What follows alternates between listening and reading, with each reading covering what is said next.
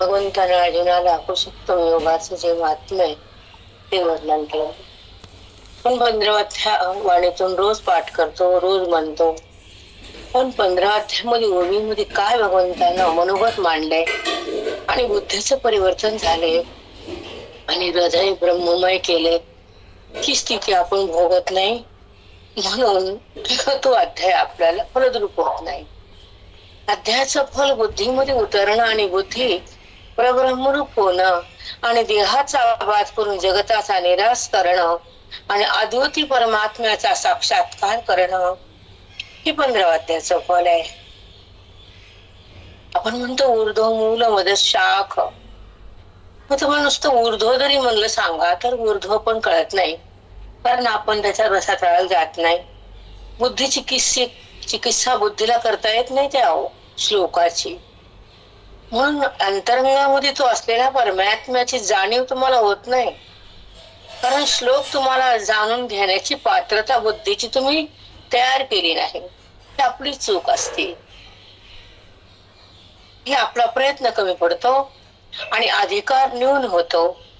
तेव्हा परमात्म्याचा स्पर्श असून, त्याचा संबंध असून बुद्धी त्याला बाजूलाच करते आणि देहाला माझं म्हणते. मोठ्याचं प्रेम तयार होतं आणि बंध डोक्यावर येतो. दुःख भोगावं लागतं आणि सुख बाजूला जातं. हे न कळण्यानं होतं, त्याचं नाव अज्ञान. परमेश्वराचं न कळणं त्याचंच नाव अधोगती आणि भगवंताचं कळणं त्याला म्हणावं स्वरूप स्थिती. दोन्ही कळणंच आहे. इकडे देहाला बी कळणंच आहे ना, जड माझं आहे, देह माझा आहे, त्याचं प्रेम येतं, हे माझं वाटतो. बुद्धी ह्याच्या संबंधात राहती आणि ह्यालाच पाहती, त्याचं ऐक्य भोगती. कुणाचं ऐक्य करते बुद्धी? कुणाकडे झुकलेली असते बुद्धी? भगवंताकडे नाही झुकलेली बुद्धी आपली. जे आपलं मूळ स्वरूप आहे तिकडे बुद्धीनं जायचं सोडून मरणारा पदार्थ, नश्वर पदार्थ, मिथ्या पदार्थ आणि दुःख देणारा पदार्थ आपण संबंध वाढवलाय. दुःख भोगायला जीव, म्हणून तर धावत आले शिव.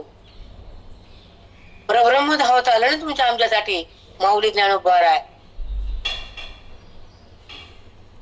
त्याच माऊलीनं कृष्ण परमात्म्याचा अवतार घेतला ना पुन्हा, आणि त्याच श्लोकाचा भावार्थ ओवीनं पुन्हा माऊली झाले. तेच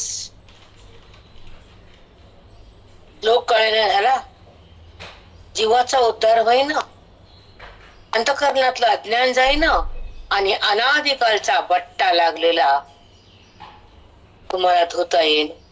अज्ञानाचा बट्टा आहे, असट्टा आहे, सट्टा, कलंक आहे. आवडतो का कुणाला कलंक? मग अज्ञानाच्या कलंकामध्ये तुम्ही राहता आणि देहाला पाहता, विषयाकडे जाता आणि मोहाला वाढवता आणि बंधनात येता. मुक्त कुठं होता? मुक्त होणं म्हणजे परमेश्वराचं परमरूप पाहणं बुद्धीला. डोळ्यानं पाहणं हा भाग वेगळा आणि बुद्धीनं जाणणं हा भाग निराळा. त्याला तर मोक्ष म्हणतात, ज्ञानाचा कक्ष म्हणतात, अंतरंगात त्या ईश्वराचं प्रत्यक्ष म्हणतात, अपरोक्ष म्हणतात त्याला. आत्मस्वरूपाचा अपरोक्ष साक्षात्कार झाल्यानंतर जीव हा परमा स्वरूपामध्ये विलीन होतो. बुद्धीचा संबंध त्या ईश्वराशी सहज होतो आणि तो मी आहे असा अनुभव सतत राहतो. त्याला म्हणतात ब्राह्मी स्थिती. ज्ञानाच्या नंतर प्रगट झालेली अपरोक्ष साक्षात्कारामध्ये असलेल्या अंतःकरणामध्ये परमेश्वराचा स्पर्श भोगणार अंतःकरण ईश्वरामध्ये विलीन होत आणि तो मी आहे असा स्पर्श भोगत आणि सोहमच्या नंतर तो मी आहे असा अनुभव चाकत.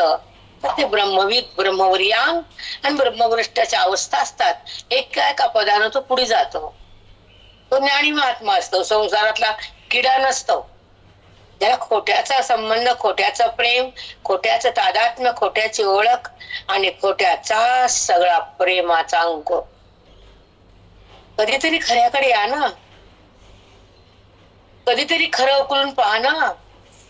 खरं म्हणजे तो आहे आणि खोटं म्हणजे जगत आहे. म्हणून सत्य परमात्मा आणि मिथ्या जगत आहे. वेदांताचा सार आहे हा. वेदांताचा सार आहे हा. ब्रह्म सत्य जगन मिथ्या, जीव ब्रह्मा वनापरहा. जीव हा ब्रह्म एक स्वरूपाहून एक क्षण पण बाजूला नसतो. वनापरहा हा जीव तो स्वतः मूळ स्वरूपाकडे नंतर शिवच आहे, परब्रह्मच आहे. पण बुद्धी मान्य करत नाही, कारण तिला तर जाता आलं नाही, तिला कुणी नेलं नाही. बोधाच्या माध्यमातून, महावाक्याच्या ज्ञानातून, श्लोकाच्या गांभीर्यातून, अंतःकरणाच्या अधिकारातून आणि वेदाच्या प्रकाशातून बुद्धी आपल्या स्वरूपामध्ये जाऊन थांबते, अलक्ष लक्षित करते. अलक्ष आहे ते लक्ष झालं नाही तुम्हाला. ती बुद्धी तिथे जाते तेव्हा लक्षित होते आणि स्वरूपामध्ये विगरून जाते. मी ब्रह्मा याचा अनुभव खाते आणि सुखामध्ये जगते. देहाला कधी बघते, कारण खोट्याचा बाध आहे ना तिथं आणि खऱ्याचा प्रत्यक्ष अनुभव आहे. जेव्हा खोटं बाधित होतं तर परमेश्वर अबाधित प्रगट होतो. त्याचा कधी बाधच होत नाही. ते अबाधित आत्मा म्हणजे दिसून खरं नाही, ते बाधित खोटं. विचारसागरवर या एकदा म्हणजे कळल. पक्का पाहिजे ज्ञानाचा पाया. आपला पाया संसाराचा पक्का आहे. इथं चमचा, तिथं वाटी, हे कोपरा आणि ते पायरी आणि ते गाळणं. तर पूर्ण लक्ष असतं बायकाचं, गाळण्याकडे लक्ष असतं. गाळणं हे बघ, गाळणं आहे तुझं.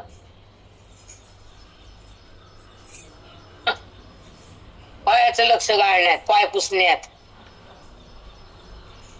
बापू म्हणजे नश्वर पदार्थाला प्रेम करणारं अंतःकरण जेव्हा मोहामध्ये बर्बाद होतं आणि ज्ञानामध्ये आबाद होतं, सुखामध्ये विरहित होतं, प्रत्यक्ष आत्मदर्शन होतं, त्याचं नाव श्रवण भक्ती, परमेश्वराची प्राप्ती, सत्यत्वाची अनुभूती आणि जगताची निवृत्ती. आणि खोट्याचा संबंध केलेली बुद्धी सोडते खोट्याला. नको म्हणते मी खोटं नाहीच आहे, मला खऱ्यात जायचंय, मला खरं व्हायचंय. खरा म्हणजे आनंद रूप आहे आणि खोटं म्हणजे देह रूप वृत्ती आहे. जगत म्हणजे खोट आहे, तिथं केवळ दुःख आहे आणि परमात्मा म्हणजे खरं आहे, तिथे केवळ सुख आहे. त्या सुखाचा आविर्भाव तयार करणारं ज्ञान जेव्हा अंतःकरणामध्ये श्रवणाच्या माध्यमातून, उभीच्या दर्शनातून, भगवंताच्या मुखातून जेव्हा प्रगट होतं, तेव्हा परमेश्वराचा परोक्ष तयार होतं आणि ईश्वराचं मिलन बुद्धीशी होतं. तेव्हा सौम्य तेव्हा हृदयाला कळतं आणि देहाचा बाध होऊन बुद्धी ईश्वराला आलिंगन देते, प्रत्यक्ष दर्शन करून तिथंच राहते. तिथे ती संपून जाते, ती परत देहाकडे यायला उरत नाही, कारण तिथे संपलेली ना, ती एकरूप झाली ना. तद्रूप, छिद्रूप, साद्रूप. तेव्हा तद्रूप होती, सदामध्ये मिसळून जाते, अनंतामध्ये विलीन होती, व्यापकामध्ये एकरूप होती. तेव्हा त्याच्या तिथे आनंद घन होती.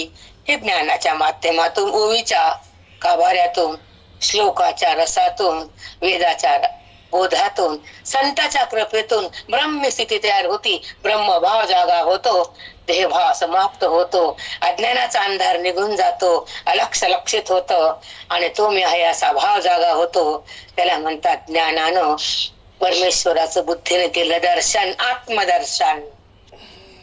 डोळ्याचं दर्शन बस झाले आता. टाका बघायचं आणि एका क्षणात दाखवायचं. मरणांत क्लेश, आत्मदर्शनाला क्लेश नाही, खूप सुख. ते सुख मोजता येत नाही, अपरंपार आहे, अमर्याद आहे, संपतच नाही ते सुख, आत्मसुख. आणि हे सुख टिकतच नाही, कारण ते नसतच. हे जे तुम्ही व्यवहारात बघतात ना, पोराचं, लेकराचं, पीओपीचं सुख, सोन्याचं पुन्हा राहायला सांगायचं. मेन स्विच बायकाचं. अध्याय 15वा. आणि त्या 15 अध्यायामध्ये माऊलीने हृदयातलं मनोगत ओवीच्या माध्यमातून जगताला वाटलं, ते सुख वाटलं, हृदय आनंदानं दाटलं. त्या परमेश्वराचं ज्ञान बुद्धीमध्ये आटलं, ते ज्ञान पुन्हा बाहेर येत नाही, वृत्ती द्यायला शिवत नाही, बोध तिथं संपत नाही, सुख तिथलं सरकत नाही, अज्ञान तिथं राहत नाही, देहभाव उत्पन्न होत नाही, जगताचा भ्रम होत नाही, कारण जगत तिथं उरतच नाही, कारण ते जगत नाहीच आहे, तो आहेच आहे.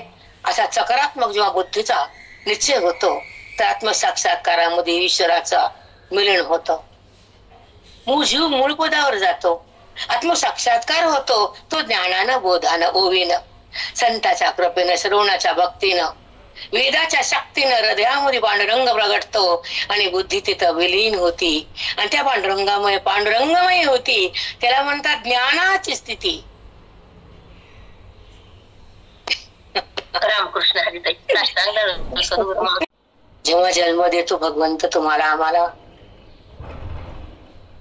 त्याचा एकच हेतू आहे, ह्या मनुष्य योनीमध्ये स्त्री असो या पुरुष, पण हा देह दिला त्याचं सोनं करावं आणि ब्रह्मभाव जागा करून भक्तीमध्ये लोळावं, मुक्तीचं द्वार उघडावं आणि त्या बुद्धीनं आज आनंदाशी खेळावं, संताच्या मेळ्यात जगावं आणि वेदांताचा गाभा उकलावा, बुद्धीनं वेदांताचा गांभीर्य खोलावं.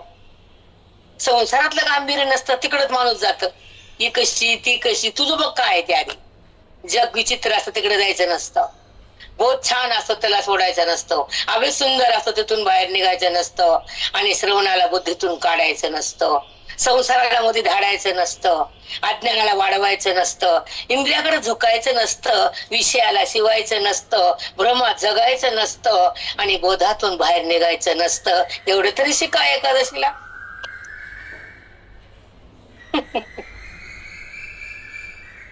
एवढं तरी शिका एकादशीला, खरी एकादशी होईल. उद्या आहे ना एकादशी, कोण आहेत ना आज आहे. आणि चला मी तर पुढे गेले. काय ओवी सांगा आपली.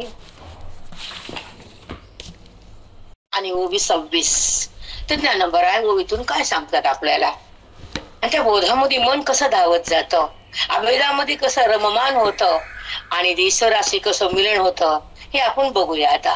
त्या ओवीचं फल म्हणजे सुख आहे, ओवीचं ज्ञान म्हणजे परमेश्वराची ओळख आहे आणि ओवीचा फल म्हणजे मोक्षाचा भावार्थ आहे. एवढी आमची ओवी सुंदर आहे, फार सुंदर आहे. कुठं जा की नाही ज्ञानेश्वर सोडू नका, कोणते ग्रंथ वाचा, ऐका, हिंडा, त्याचं काही नाही आम्हाला, पण माऊलीला सोडू नका. ती आई आहे, खूप प्रेम देती, खूप दुःख सहन करते, काहीही बोलत नाही, कुणावर इच्छा नाही, अपेक्षा नाही, प्रेम दिल्याशिवाय ती जगत नाही. ती आई, आमची आई माऊली ज्ञानोबर आहे आई. त्यांच्याकडे या आता, त्यांचं ज्ञान घ्या, त्यांच्या बोधात राहा आणि अद्वैत साक्षात्कार करून देहाला सोडा. तोपर्यंत नेऊ नको म्हणा त्याला. तू दिलायस, तुझ्या हातात आहे, ओके, तुझा देह आहे, बरोबर आहे, जन्म तू दिला, बरोबर आहे, ह्याला पाडणारा पण तूच आहे, श्वास घेणारा पण तूच आहे आणि श्वास बंद करणारा पण तूच आहेस. पण तुझी भेट झाल्याशिवाय तू श्वास बंद करू नकोस. एवढं मागणं मागावं पांडुरंगाला की तुझी भेट, तुझी ओळख, तुझं प्रेम, तुझा साक्षात्कार, तुझं ऐक्य भोगू दे. मग देहाला घेऊन जा, कुठेही पडू दे. माझा काय संबंध त्याच्याशी, त्याचा संबंध ज्ञानानं संपतो आणि तुझं माझं मिलन होतं. आता साक्षात्कारानंतर तुझ्यामध्ये मी येतो, तर देहात कसा राहू मी, पण तुझ्यामध्ये येऊ दे, तुझा साक्षात्कार होऊ दे, तुझा बोध हृदयात येऊ दे आणि बुद्धीने तुला आलिंगन देऊ दे. मग देह कुठेही पडू दे, मला देणं घेणं नाही त्या देहाचं, मला देणं घेणं मुक्तीचं, तुझ्या प्राप्तीचं, तुझ्या अनुभव जगण्याचं, तुझ्या बोधात रमण्याचं आणि तुला जाणण्याचं तात्पर्य मला करायचंय आणि तुला जाणूनच मला तुझ्यापाशी रमायचंय, तुला भेटायचंय, तिथून पुन्हा बाहेर नाही निघायचंय. तुझी भेट अशी दे की पुन्हा तिथून मी बाहेरच येऊ नये. तुला निवृत्तीच राहणे, भेद चोरणे आणि अभेद संपणे अशी भेट दे ना देवा. असं दर्शन दे. डोळ्याचं दर्शन बाद झालं ना तुझं. डोळे बघून थकले आता. आता हृदय तुझ्याकडे यायचं राहिले. तर बुद्धी तुला समर्पित करायची आहे. मन तुझ्या पायावर ठेवायचंय आणि तुला आलिंगन देऊन तुझ्यापाशी राहायचंय. आता बाहेर नाही यायचं. समजतं का देवा तुला मी काय मागतेय? की तुझ्यासोबत राहायचंय, मूळ स्वरूपात यायचंय, आत्मक साक्षात्कार करायचा आहे आणि जगताला सोडून जगदीश्वराकडं थांबायचंय. मला आरोप व्हायचंय देवा. स्वरूपात नेशील ना? एवढं मागणं कबूल कर. एवढा अभेद माझ्या पदरात टाक. एवढा बोध माझ्या हृदयात नांदू दे आणि अभेदात्मक वृत्ती होऊ दे. निश्चयात्मक हृदयाचे स्पंदन होऊ दे. तू आहेस असे स्पंदन होऊ दे. देह मी नाही असा भाव जागा होऊ दे. जगताचं मिथ्यात्व नांदू दे आणि तुझं माझं ऐक्य मला बघू दे. देहाचं ऐक्य संपू दे ना देवा. कुठ्यात का राहू आणि दुःख का घेऊ? दुःखाचा परित्याग करणार तुझं ज्ञान ओवीच्या माध्यमातून आत यायले आणि तुझं दर्शन मला व्हायले. आत्मसाक्षात्कार करून द्यायलास आणि बुद्धीचा बाळ तुझ्या बोधानं व्हायलाय. हा ठाम निश्चय होऊ दे. तुझ्यापाशी मला राहू दे. मूळ स्वरूप मला पाहू दे आणि तुझ्या ऐक्याचा अनुभव माझ्या हृदयाला येऊ दे. एवढंच मागणं पूर्ण कर. एवढं झोळीत टाक पदराच्या. तुझ्या दारात आली मी. रिकामं पाठवणार नाहीस माहितीये. आणि तुझ्या दारात आल्यानंतर तिरकामं जात नाही कुणीच. मग मला रिकामं पाठवणार नाहीस हा ठाम निश्चय. म्हणून ब्रह्मभाव जागा होऊ दे आणि देहभाव निघून जाऊ दे. हा संबंध संपू दे. आत्मसाक्षात्कार बघू दे. वेदाचं नांद हृदयात नांदू दे आणि अभिमान त्यागू दे.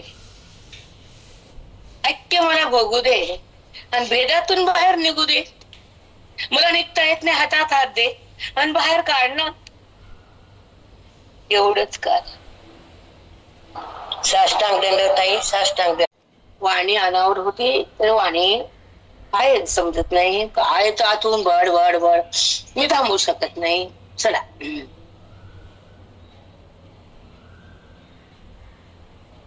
बोलो काही आज ते आन ठाई माते वाचून नाही जाण देवणे. जे ताने नेहमी आपत्ती आणि माझे गुरु ऐकलो ते म्हणून एक पैसे काते झाले ते. झालं तर आता पहा पा घुरवरी अघवी म्हणून होया द्रष्टा आपले. होई कोणची आपली? हा ज्ञानपण हे माझे आणले ओझे ज्ञानाची. कैसे निवृत्ती राजे. हे निवृत्तीनाथ माझे सद्गुरुनाथ आहेत. गुरु आहेत माझे आणि त्यांच्या बोधातून अज्ञानातून बाहेर निघाले. जे तुम्हाला आता बोलले तोच भाव आहे हा. तुम्हाला चिंतन सांगितलं का त्याला अनुसरून बोलले सगळं. तसे निवृत्ती नाराजे अज्ञानपण हे माझे अनिले ओझे ज्ञानाची या. हे निवृत्तीनाथ गुरुनं माझं अज्ञान हे संपवलं आणि ज्ञानाच्या माध्यमातून ते सरकलं पुढं. ते कसं अज्ञानातून मी बाहेर आलो. हे बोध कसा दिला माझ्या गुरूंना आणि अज्ञान कसं टाकलं मी तुम्हाला आधीच सांगितलं. आता 20 मिनिटं बोलली नाही बाप्पा. 34 मिनिटं झालेत. 20 म्हणाली. हो माऊली. हो माऊली. भरपूर छान झालाय. तुम्हाला आधीच खूप वेळ घेतला तुमचा. चला तैसे निवृत्ती राजे. आता आपण वडसा वगैरे जाऊ म्हणजे सवी सोयी लागल तुम्हाला. तैसे म्हणजे जैसे. आधी जैसे मग तैसे. दृष्टांताहून सिद्धांताकडे यायचं. जसं पांडवाचं ऊन भगवंतानं ठेवलंच नाही तसं माझं अज्ञान माझ्या निवृत्तीनाथानं ठेवलंच नाही. पांडवाच्या वनवासात प्रत्येक कार्यात कृष्ण परमात्मा उपयोग होते, त्यांना कधी कमी पडू दिलं नाही. तसं माझ्या निवृत्तीनाथानं हे अज्ञान माझं ठेवलं नाही, अज्ञान कमी पडू दिलं नाही, मला ऊन कधी पडू दिलं नाही. तैसे निवृत्ती राजे अज्ञानपणे हे माझे अनिले ओझे ज्ञानाची. लागला प्रयास. हॅलो. हो हो. मग अज्ञानाची उणीव ठेवली नाही. पांडवाच्या वनवासात भगवंतानं देहात त्यांना सोडलं नाही, तसं माझ्या गुरुनं मला कधीच सोडलं नाही. क्षणाक्षराला मला सावरलं, ज्ञान दिलं, ज्ञानाचं प्राशन केलं. जसं छोटं बाळ स्तनपान करतं आईचं आणि वाढतं, मांडीवर खेळतं, पण आईच्या दुधानच ते बाळ वाढतं.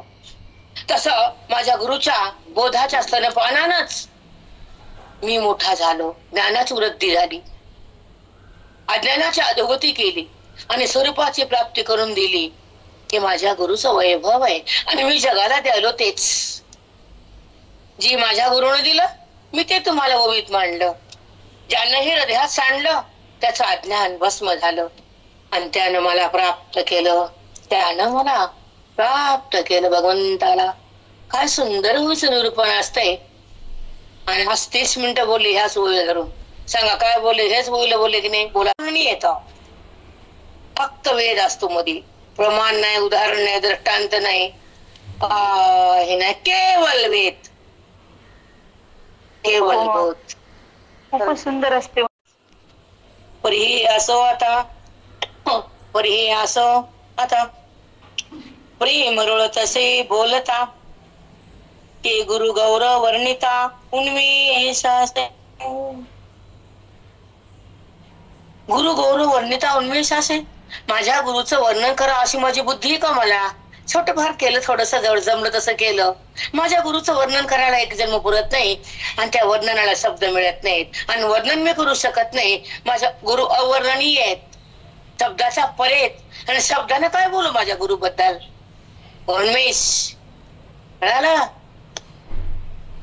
हो माऊली, खरंच आहे. गुरुचं वर्णन शक्य नाही. आता हे बोलणं मी थांबवतो. माझं प्रेम आहे, प्रेम रुळ तसे बोलता. त्या शब्दाने वर्णन करणं म्हणजे माझ्या गुरुचं महत्व कमी होणं क्षीण. कारण शब्दाच्या पलीकडे असणाऱ्या महात्म्याचं वर्णन शब्दानं करणं म्हणजे त्याला खाली खेचणं. प्रेम क्षीण व्हायला ना माझं, कारण शब्दाच्या द्वारे वर्णन करायलो आणि माझे गुरु शब्दाच्या परेत. कमी पडायला ना मी. खरंच हे म्हणतात कुठ, म्हणजे एकदम ते म्हणजे कळत नाही, इतकं क्लिष्ट असतो याचा भाव. प्रेम रुळत असे, कारण माझ्या गुरुचं प्रेम या शब्दानं कमी व्हायलं, कारण शब्दाच्या पलीकडच्या असणाऱ्याला शब्दात आणलं मी. माझं प्रेम कमी व्हायला नको रे बाबा. माझी बुद्धी एवढी मोठी नाही की माझ्या गुरुचं वर्णन करायला मी समर्थ आहे, नाही. माझं मन एवढं नाही, मी कमी पडतोय म्हणून मी थांबतोय, असं माऊली म्हणतात. निवृत्तीनाथाला उद्देशून बोलतात. आता ऐका. गुरु गौरव वर्णिता उन्मेषासे, आता तेनेसी पसाय, तुम्हा संताचे मी पाय, ओळगेन अभिप्राय श्री गीतेचे. आता श्री गुरुचा कृपा प्रसादाने, त्यांच्या पायाच्या आशीर्वादानच मी तुम्हाला गीतेचा सगळा सारांश सांगून, मी त्यांच्या चरणापाशी राहून त्यांच्या चरणाचा आशीर्वाद घेऊन पुढचा अभिप्राय गीतेचा मी सांगणार आहे.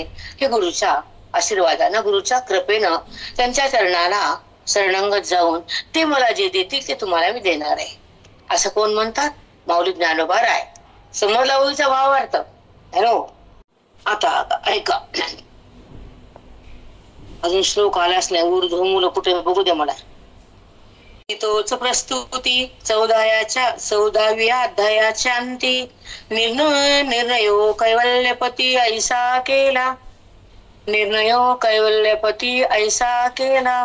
14व्या अध्यायाच्या अंती, 14व्या अध्यायाच्या शेवटी भगवंतानं, श्रीकृष्ण परमात्म्यानं काय निर्णय केला हे तुम्हाला मी बोलतो, आता सांगतो. असं काय म्हणतात माऊली बोलतात आपल्याशी. आणि हा संवाद कळल्याशिवाय बुद्धीची प्रगल्भता नाही बर का. हा संवाद ओवीचा कळल्याशिवाय बुद्धी प्रगल्भ होत नाही. सांगा काय चुकलं इथं? चला बोला. हो मग. जे ज्ञान जयाच्या हाती, जे ज्ञान जयाच्या हाती, तोची समर्थ मुक्ती, जैसा चतमक संपत्ती स्वर्गाची. बापरे, 100 पटीने स्वर्गाच्या सुखापेक्षा हे आमचं सुख 1000 पटीने मोठं आहे. चतमक संपत्ती स्वर्गाची. जे ज्ञान जयाच्या हाती, माझ्या गुरुने दिलेलं ज्ञान मी माझ्या साधकाच्या बुद्धिरूपी हातात देणार आहे. आणि ज्याच्या हातात हे ज्ञान येईल तेच समर्थ मुक्ती, ते समर्थ होतील, जगामध्ये मुक्त होतील. आणि त्याचं ऐश्वर मोजता येत नाही असं होईल.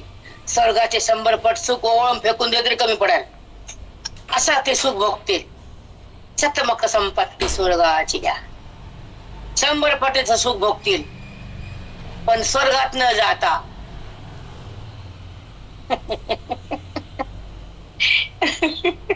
दंडवत मारली. रामाई सत्य दगडाला डोळे कान मुख फुटाले माई.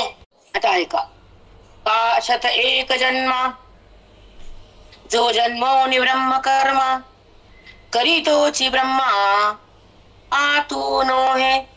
ब्राह्मण कुळात जन्माला यायचं, विधीनं वागायचं, संध्या कर्म करायचं, आणि 100 जन्म ब्राह्मणाचेच यायचे, 100 जन्मामध्ये तेच कर्म करायचे, तेव्हा तो ब्रह्मदेव होतो असं लिहिलंय माऊलीने. मला माहित नाही काय. ऐका. का छत एक जन्मा, 100 जन्मामध्ये, जो जन्मोनी ब्रह्म कर्म, तो वेदांत सांगितलेलं कर्म करतो ब्राह्मण वर्णातलं. करीतोची ब्रह्मा आतून हे. ते कर्म केल्यावर तो ब्राह्मण ब्रह्मदेव होतो, तो वर्ण आहे. ऐका आता. ना तरी सूर्याचा प्रकाश, लाहे जेवी ढोळसो, तेवी ज्ञानेसी सौरसो, मोक्षाचा तो. बघा, ढोळस माणसाला सूर्याचा प्रकाश उपयोगी पडतो. सूर्य उगवला, आंधळ बाहेर रस्त्याला आलं, त्याला प्रकाश दिसला का? त्याला बोला, सूर्य उगवला टेकत, त्याला प्रकाश दिसला नाही. आंधळा बाहेर आला, त्या आंधळ्याला प्रकाशाचं देणं घेणं नाही, त्याला दिसतच नाही. तसा अज्ञानी बुद्धीला परमात्म्याची ओळख होतच नाही. आता पुढे चला. लाहे जेवी डोळसू, तेवी ज्ञानेची सौरसू, मोक्षाचा तो. ज्ञानेशी सौरसू, मोक्षाचा तो. मग तो डोळस माणसाला ज्ञान प्रकाशाचा उपयोग होतो आणि तो करून पण घेतो. आंधळ्या माणसाला उपयोग होत नाही, त्याचा उपयोग करून घेत नाही. तसं ज्ञानाची योग्यता खूप मोठी आहे आणि त्याची योग्यता तो ज्ञानी महात्माच करून घेतो, डोळस. आणि तो मोक्षाचा तो योग्य ठिकाणी प्राप्त होतो, माझ्या स्वरूपाकडे येतो. कोण? ज्ञानी. अज्ञानी नाही. जसं डोळस माणसाला सूर्याचा प्रकाशाचा विनियोग करता येतो, तसं ज्ञानी माणसाला माझ्याकडे येऊन तो मोक्ष घेऊन जातो. तो माझ्याकडे येतो ज्ञानाच्या माध्यमातून. जगताकडे जात नाही, लोकांच्याकडे जात नाही, अधोगती राहत नाही, जन्म मरण येत नाही, तो मला सोडित नाही. मोक्षाचा तो. तरी तया ज्ञानाला कवन पाय योग्यता अंगी. ते ज्ञान प्राप्त करून घेण्यासाठी अंगामध्ये, हृदयामध्ये, वृत्तीमध्ये कोणची योग्यता पाहिजे, काय केलं पाहिजे, काय स्थिती बदलली पाहिजे, कसा अधिकार वाढला पाहिजे, कसं श्रवण केलं पाहिजे, कसा अभ्यास गाडा झाला पाहिजे, आणि कसं मन मुक्तीच्या घरात राहिलं पाहिजे, ते आम्हाला सांगा. तरी तया ज्ञानाला कवन पाय योग्यता अंगी. हे पाहता जगी देखील ऐकू. असं जर पाहायला गेलं तर जगात एकच आहे, तो साधक आहे. तो माझ्या प्राप्तीसाठी जगतो, तो मुमुक्षु बनतो आणि अज्ञानाला टाकण्यासाठी जगतो, देहबुद्धीचा नाश करतो, वृत्तीचा विकार भस्म करतो आणि आकारातून बुद्धीला भिन्न करतो, वेदांताच्या गाभ्यात येतो आणि आत्मरसात राहतो, श्रवणाच्या माध्यमात जगतो, अभेदात राहतो, भेदाला टाकून देतो आणि वेदाचं ज्ञान हृदयात घेतो, श्रवणा बोधनाच्या माध्यमात जगतो आणि साधूची सेवा करतो आणि बोधाला प्रगट करतो आणि अभेदाच्या शक्तीला बुद्धीमध्ये बांधून ठेवतो आणि भेदाला फेकून आपल्या आपल्या स्वमध्ये राहतो. असा एक साधकच असतो. तो विरळा असतो, तो जगात असतो. तो कसा असतो हे तुला सांगितलं.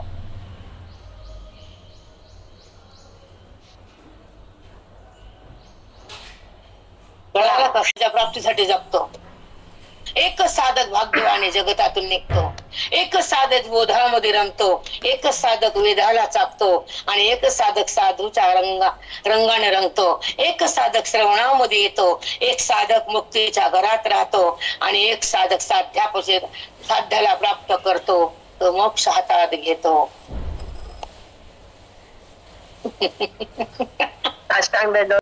बापरे माऊली, दिसतच नाही तसं अज्ञानी बुद्धीला परमात्म्याची ओळख होतच नाही. ती ज्ञानालाच आहे.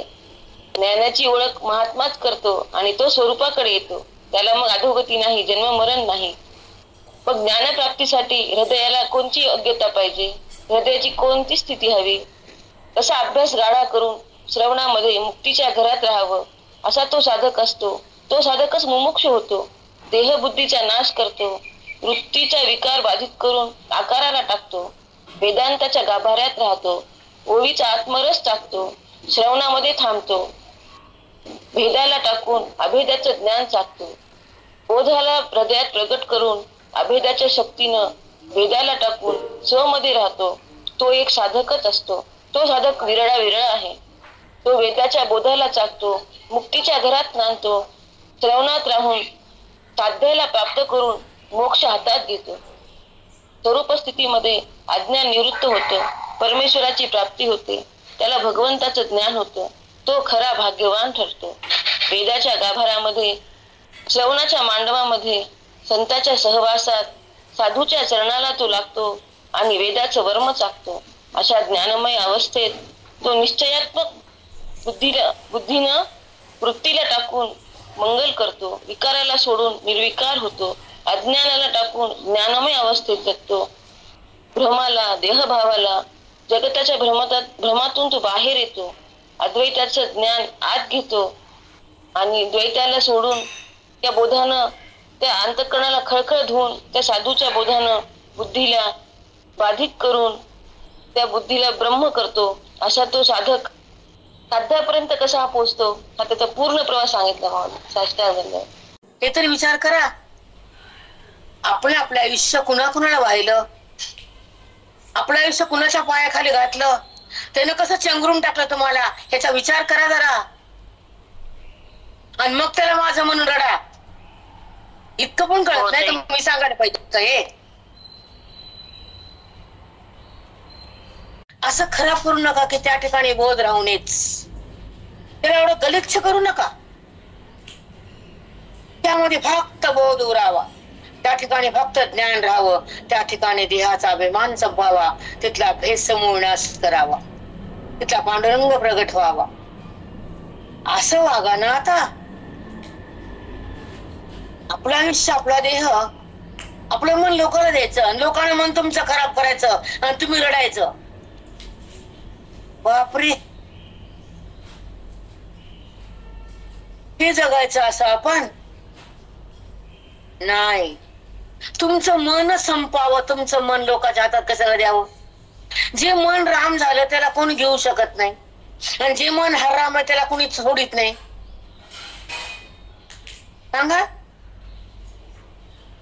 जेव्हा ते कुठे फिरत, मग ते पायाखाली घालून त्याला कुटके करतात, रगडून टाकतात. मग त्याला माझं म्हणता का तुम्ही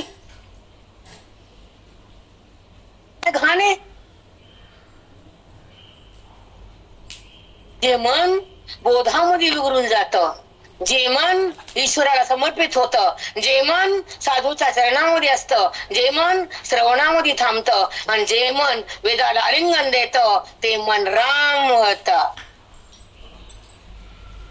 इथे लिहा का इथं कागदार बंद करा. कागद कशा आले बाहेर ते. जेवढं तेवढा त्रास होते.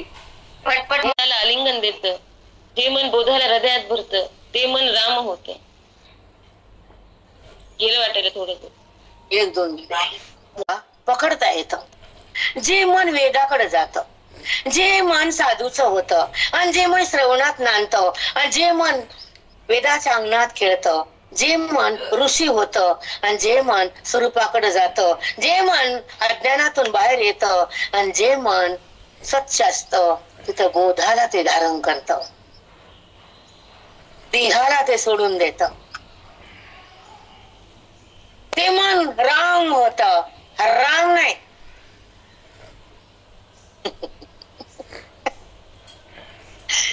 हो मामी, खरंच आहे मामी. ती म्हणते मन कसं देऊ, मी तर घरात कपाटात सोन्यात मनाला ठेवलं बांधून, लेकीला नातूला जावयाला दिलं, दान दिलं, असं वय ग. म्हणून तर इतर त्या मनामध्ये बोध थांबत नाही. मन खोट्यामध्ये, आणि मन देहामध्ये, आणि मन वासनेमध्ये, मन भ्रमामध्ये, आणि मन पाप पुण्यामध्ये, आणि ते जातं का देवामध्ये? मग आता का म्हणून तोंड बंद झालं? माई आमची ही रिअल असं करणं म्हणून वारं दे बोलतो, मी बोलत नसते इथं.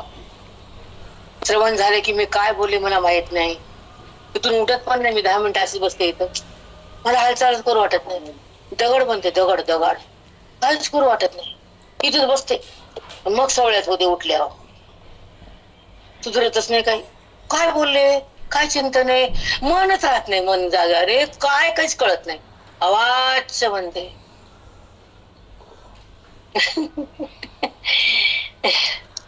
खरंच एक सांगते पुढे चालते की आजचा क्षण आणि आजची माऊली, आजची ओवी आणि आजचा वेळ, आजचा दिवस फार मंगल आहे.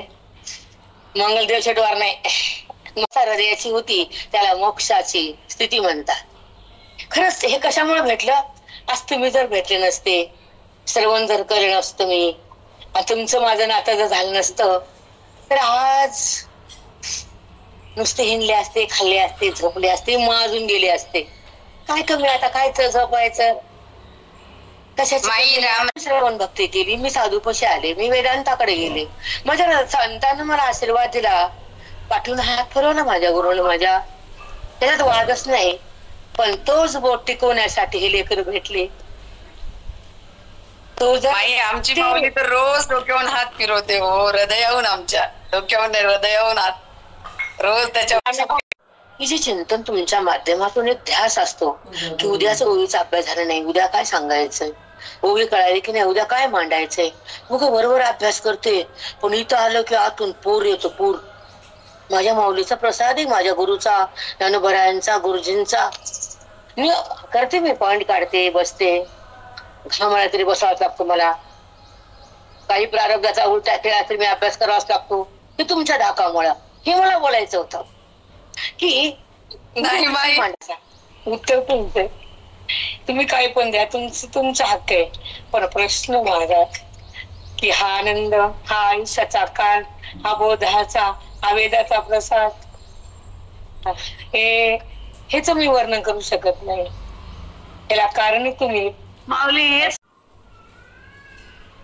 कधीच येऊ शकणार नाही तुमचं.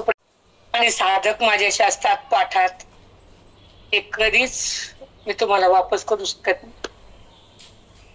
कधीच नाही. आता ऐका, पुढचं एक ओळी देते आणि थांबते.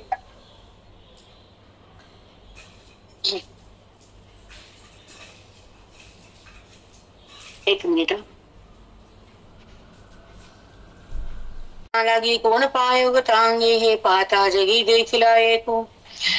ज्ञानाची पात्रता कुणाला आहे तर साधकाला. तो एकच आहे, साधक मला प्राप्त करून घेतो. तो मुमुक्ष आहे, जगात एकच आहे.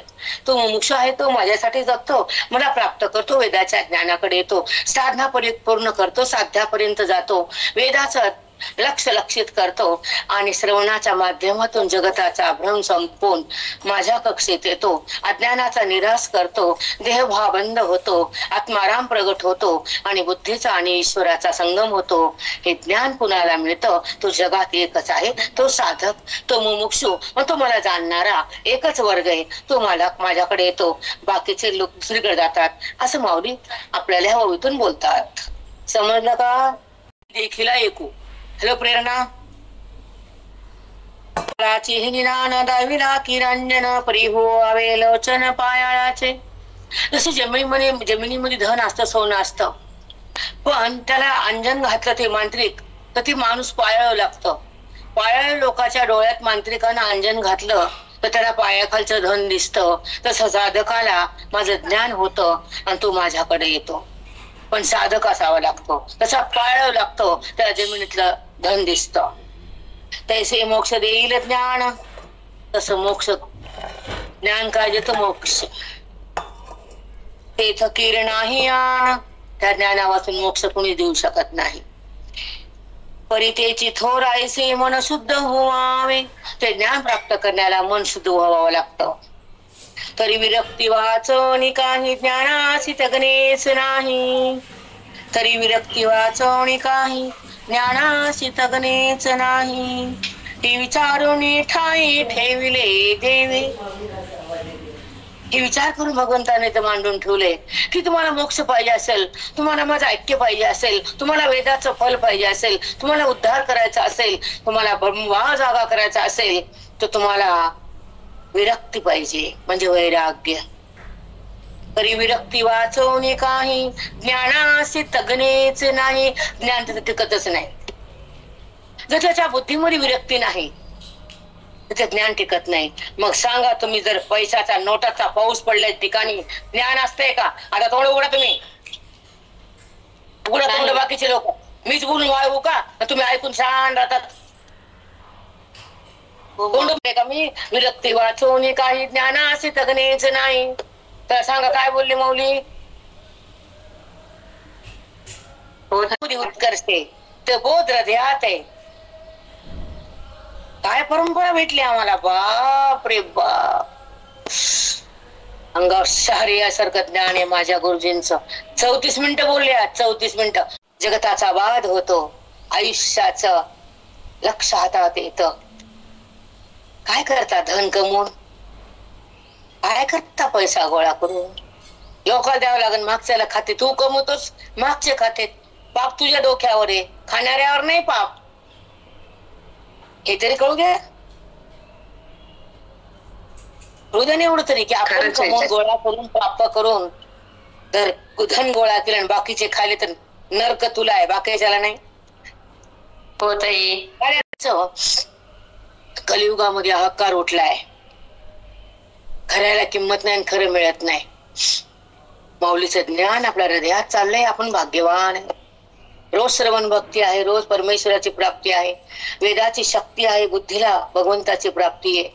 ज्ञानाचा रस्ता खुला झालाय, अज्ञान बंद झाले, देहभाव संपायलाय, परमेश्वराला मन ओळखायले, बुद्धीमध्ये भगवत भाव जागा व्हायलाय, अंतरंगामधला ईश्वर बुद्धीमध्ये यायलाय, देहाचा संबंध दूर चाललाय, पंचमहाभूताचा खेळ संपायलाय, आत्मसाक्षात्कार व्हायलाय.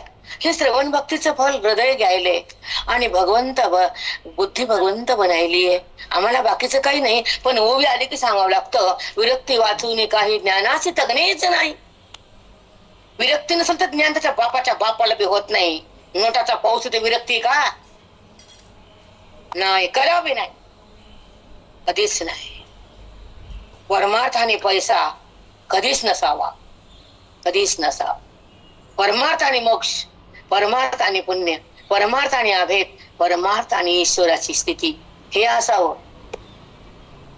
म्हणून आपल्या खुर्चीवर बसून हे ज्ञान घ्यावं. म्हणून मला कुठंच कायच नको वाटते. कुठे गेलं तर आपलं ज्ञान आपल्याला काय कमी आहे का? गुरुनं काय कमी दिले? कुठं काय उन्ह केले? कुठं उपाशी ठेवले? आणि काय ऐकायचं राहिले? सतत असं वाटतं काय कमी पडले. कोणची ओवी कळत नाही, कोणता भाग, कोणता बोध लागत नाही, कोणता श्लोक लागत नाही, कोणता वेद सांगायचा राहिलाय, कुठं ऐकायचं शिरलं आहे, कुठं हिंडायचं वन वन वन वन. सगळं काय दिलं हृदयाच्या झोळीमध्ये भरून दिलं, आयुष्यभर टाकलं, तरी भीक मागायची होत नाही. माझ्या आयुष्याचा श्वास फक्त मठात गेला गुरुजीचा. आता मी कुठं जाऊ, मला कुणाचं ऐकायचं आवडत नाही. मी तुमच्याशिवाय कुणाचंच ऐकलं नाही. त्या कारणानं सगळं त्यांना दिलं. आता हे कुणाचं आहे? हे सगळं येडी बाई मी 10 ठिकाणी पंक्चर गाडी, आवाने 35 मिनिटं बोलायले. आता त्याच्या प्राप्ती वाचून दुसरं काही नाही. आणि ती स्थिती भोगता येईल. आता ईश्वराला मागायचं काही उरलं नाही, सगळं दिलं, न मागता दिलं. संसारातलं पान आणि परमार्थातलं पान. तो म्हणतो माझा भक्त तर माझ्याकडे आला तर त्याचा संसार मी उन्हा ठेवत नाही. वाक्य खरंच वेगळं ज्ञानदेव तुकाराम. आता बोलू नका कोणी.